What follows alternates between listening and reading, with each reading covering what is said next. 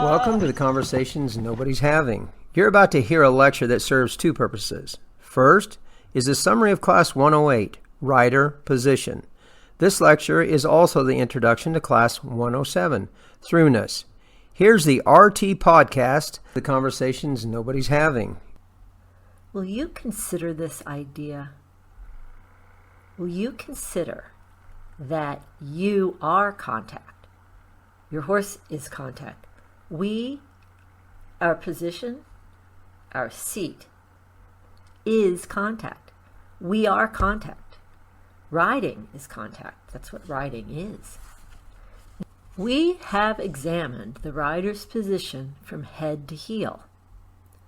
We still need to examine the hand, which means we first have to examine the straight line elbow to bit. This means we have to clearly and thoroughly understand contact. Will you consider this idea? Will you consider that you are contact? Your horse is contact. We, our position, our seat, is contact. We are contact. Riding is contact. That's what riding is. And here's another idea to mull on.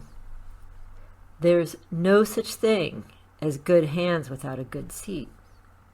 It's completely, the skill of the hands can justifiably be considered a measure of the rider's total skill. It's completely erroneous to believe that good hands could be an isolated, favorable characteristic of some riders. Rather, good hands are the result of a perfect seat and fine feeling, which is trained.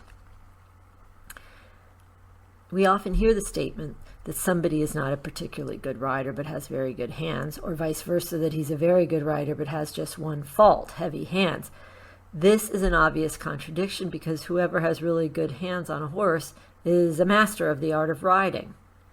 A person who really has bad hands can never be a rider, no matter how elegant he appears to be. The influence of the hand becomes a guiding aid only by correct co-action and interaction with the aids of the seat and the leg. And so the hand is a measure of a rider's skill. But before we examine the hand, its location upon the straight line elbow to bit, and contact in more depth, let's review some things first, because this final contact, this final point of contact through the hand, can only be established when the rest of us, when our entire seat, when you are sitting in place, sitting loose, and informed by the meaning of the natural aid. So we're right back at this blackboard. This checklist on this blackboard proves a seat, an actual functional seat. An actual functional seat can be explained, made, and maintained with this 3-point list.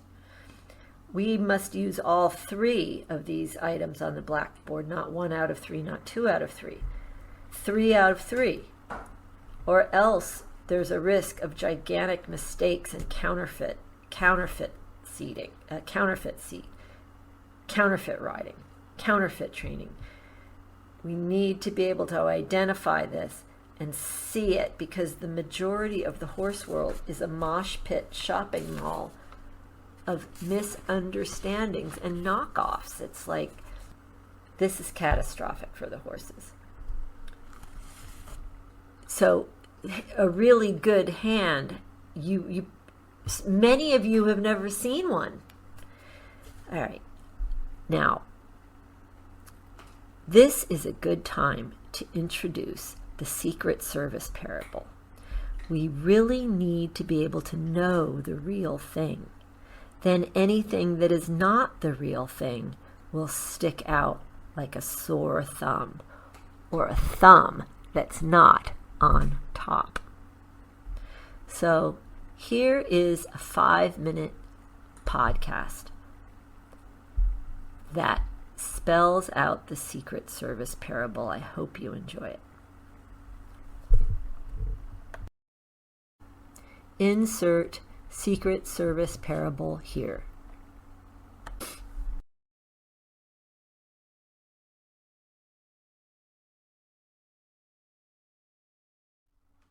So instead of a $100 bill, we know good riding when we hear it, see it, feel it, sense it, you name it. We can check our own position and our student's position, a rider's position, with these 3 items. Plumb line, the 2 lines, which are the plumb line and the straight line elbow to bit, looseness, and literacy, being literate in the natural aids, knowing the natural aids.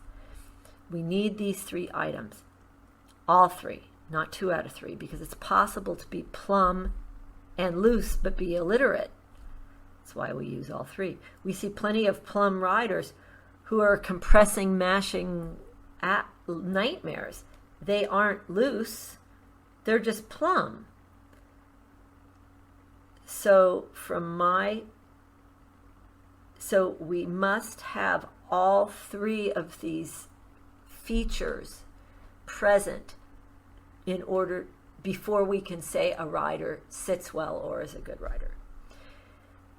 From my point of view, at this time in 2023, 2024, the most absent feature in the horse world are the second 2, looseness and literacy in the natural aids. The horse world is illiterate. It doesn't believe in the natural aids. But we must have all 3 of these or it is a fail. And we must ride in contact, connected. So it's pass or fail. We must use all 3 criteria to pass. And I want you guys to always keep in mind, what the seat is what it's for. What the seat is what it's for. Very quickly, we're making horses a certain way, the right way, forward straight. So let's run through it as we did at the start. Now, the rider trainer has achieved his aim and fully trained his horse when both forces of the hindquarters, the propulsive force and the carrying power, bound with elasticity, are fully developed, when he can use and balance the effects of these 2 forces at will and in precise ratios. We enable him through practice. The horse must therefore be enabled through practice to restrain his own thrust to the utmost by increasing the load. So the horse does this. He restrains his own thrust with carrying. We enable him through practicing this. We've got to have this clear in our mind in the first place, because riding is faster than speech, and there's no time to say this in the going or explain it in the going. It can only be ridden that quick. Riding is the speed of thought. The rider has the thought and the horse executes the thought. So your position, our position, must already be in place for an aid to go through. We should never need to change the location of our body part to use it. It's already in place, or else it's not an aid. It's not information.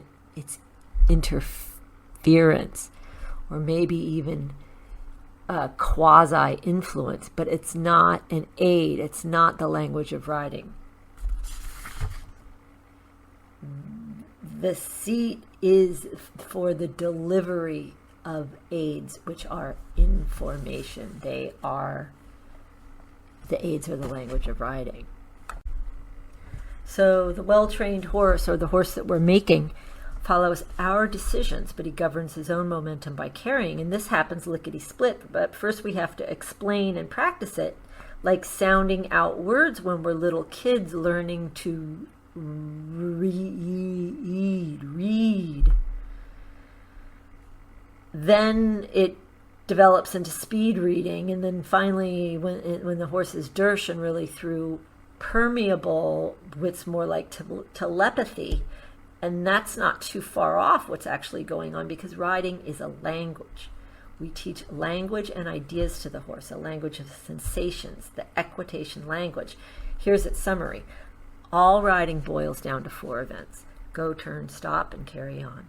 These events happen on 2 possible lines of travel, straight lines and curved lines. And these lines of travel are the horse's mission. We establish these lines of travel by the line of sight, by scouting ahead.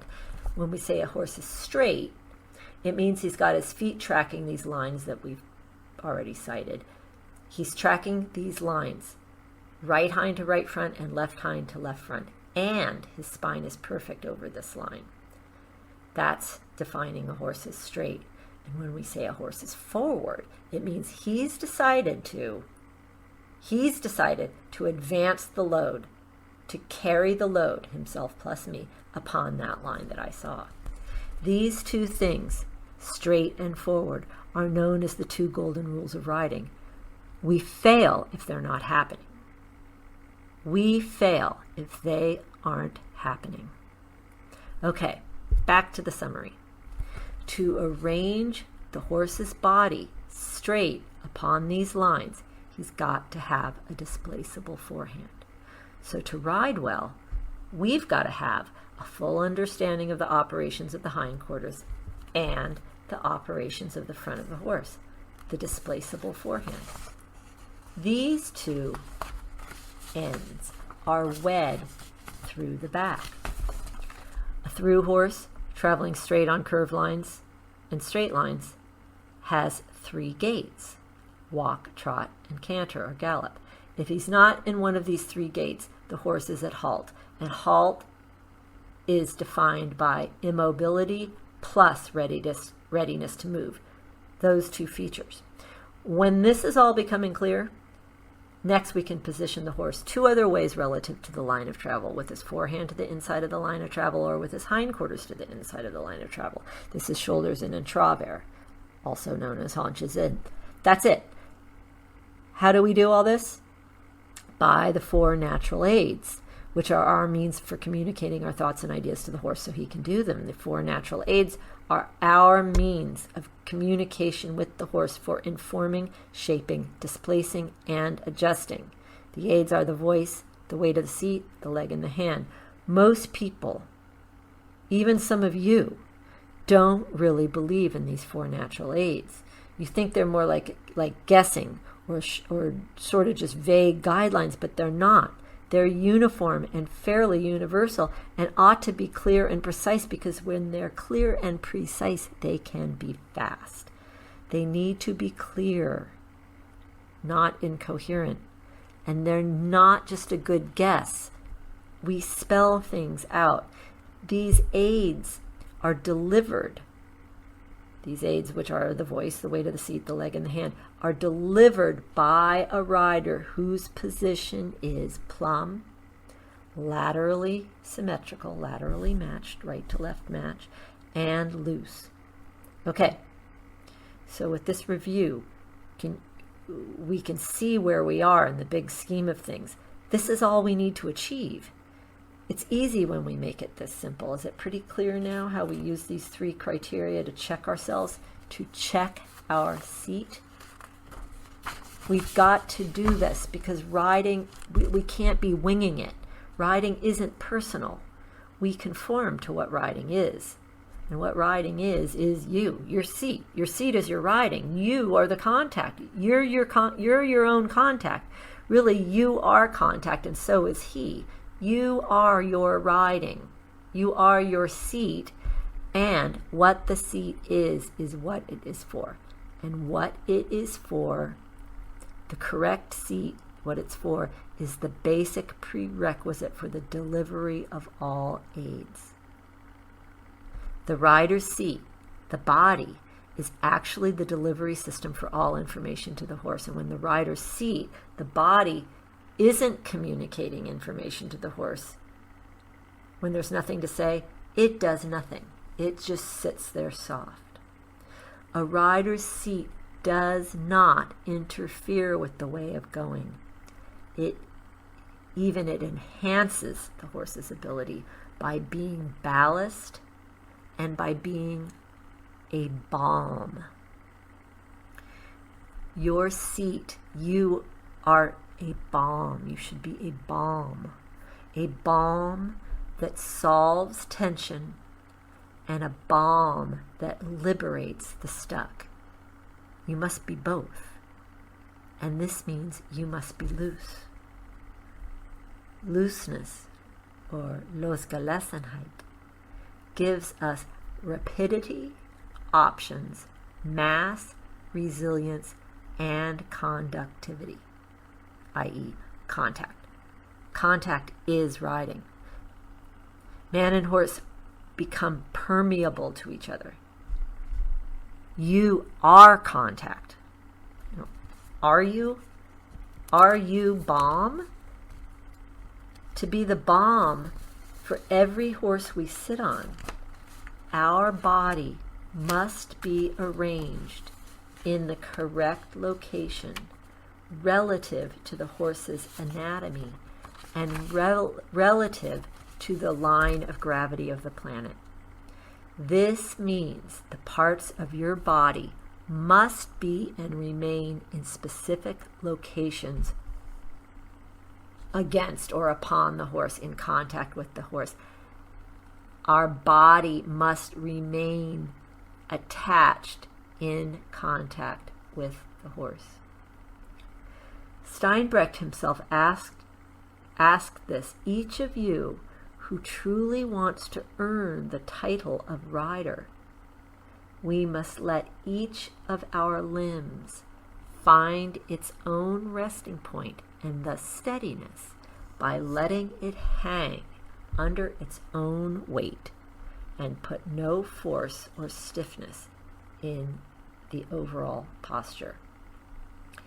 Each part of each body, man and horse, finds where it should be when it's loose and when it's going straight forward. The looseness of each allows them to remain together, and the agreement as to the lines upon which the horse carries them arranges them. The looseness of each allows them to remain together. The agreement as to the lines upon which the horse carries arranges them together.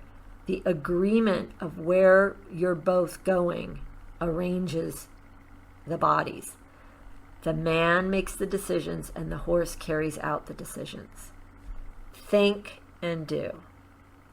Man thinks, horse does. The man makes the decisions, the horse carries out the decisions. Think and do. The rider has the thought and the horse executes the thought. And to do this, the horse must be able to govern his own thrust, his own propulsion. He does this by carrying. Carrying governs thrust, but it does not suppress or cancel it out. Carrying and thrust are not opposing forces that cancel each other out. They are both nurtured and cherished and developed and made.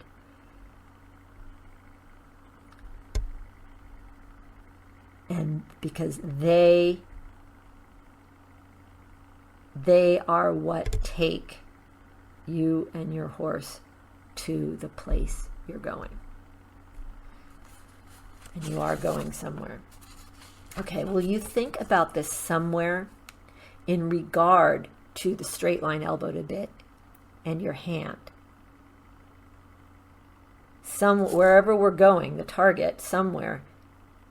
Think about that relative to the straight line elbow to bit and your hand. Now, let's look again, or more carefully, or another way, at the straight line elbow to bit, and let's define again. Let's be very in agreement about contact. Both of these things, straight line elbow to bit and contact, come out of the first established base of support, the triangle of the seat, over which remains the upper body always, over which always remains the upper body. So contact and straight line elbow to bit come out of that which is first established, the base of support, the triangle of the seat, over which always remains the upper body, in which resides the shoulder girdle that is dropped, secure dropped down the back. From each socket in the shoulder girdle hangs the upper arm. Attached to this hanging soft apparatus of the upper arm, we find at the bottom of that hanging upper arm the elbow joint. This elbow joint starts the final connection that directs the open end of the going, that finishes the contact. What is contact? Contact, when we think about it in its entirety, not just thinking of the rein contact, contact is consistent, tension-free connection through the weight of the seat, the leg, and finally the hand. It is consistent, tension-free connection through rider and horse, through their bodies. And that now, if you want to get then their minds then do connect, and so does the spirit of the going. But contact starts with engagement. It starts through the weight of the seat. So examining through and throughness is also, we probably also should do that. Consistent tension-free connection through rider and horse, body, mind, spirit. Contact starts with engagement, my base of support to his load-bearing hindquarters. And the rein contact, which is through the hand, is the final, not the first, the final point of contact between horse and rider. Engagement is the primary first point of contact we should seek, and this is also spoken of as sitting a horse onto the bit. So, what is through and what is throughness? Throughness is relative, and it develops by degrees. It's possible for a horse to be finding his back first, then starting to be through, and later to be coming through, but still not yet be totally through. When a horse is through the back, that weds the hindquarters to the forehand. When through the back is fully developed, it is an elastic, soft, but strong quality of the developed connecting, conducting, and transmissive top line. The top line where the rider is connected to the horse. Now, in a way, we shouldn't know where I end and he starts. You know, what is rider, what is horse? It becomes one thing. So although through means through and through the entire horse and all of his mechanisms, through is often used in reference, in particular, the horse's back, his transmissive top line, longissimus, and his rib cage, especially the pleural sheet-like muscle surrounding his torso, his rib cage, where our soft legs rest. All right, so it's through basically it's three-dimensional contact. Now, Since this whole thing, this connected horse and rider, are going forward, we're going to a target point that's ahead of us, and the going is aimed basically through the straight line elbow to bit out the open end of the horse. So he's got an open end going that way, and we direct it through straight line elbow to bit, and the hand sits within the straight line elbow to bit. It directs the open end of the going. Okay, we're really darn close now to be able to talk about the actual hand.